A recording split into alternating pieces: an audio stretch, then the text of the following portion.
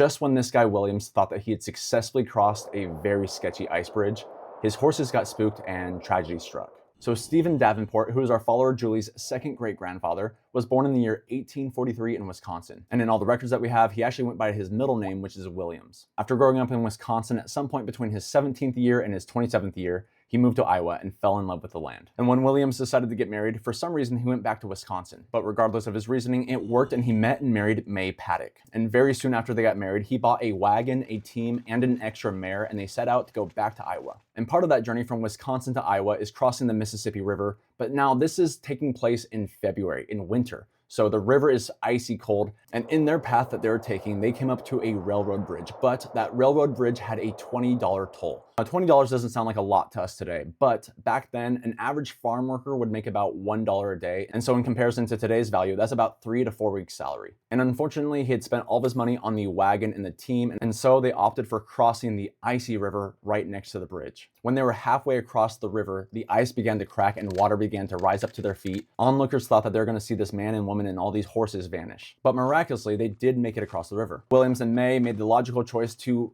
kind of walk a little bit faster across the ice, and they stepped on the Iowa soil before their wagon and team of horses. And as their team of horses were making their way to the shore, a train went by on that bridge that they couldn't afford, and the train whistled, and this spooked the horses, and they ran onto the soil, but one of the horses lost their footing, and so the other horses dragged that horse and the wagon across the ice. Now, the records say that that horse did survive and make it to the farm in Iowa. However, it does say that the horse was never fully healed, so probably had some severe scarring, but they made it back to Iowa to the farm. Immediately upon arriving in Iowa, May would become pregnant with their first son, Dean. And then they'd go on to have 2 more daughters, Nina and Molly.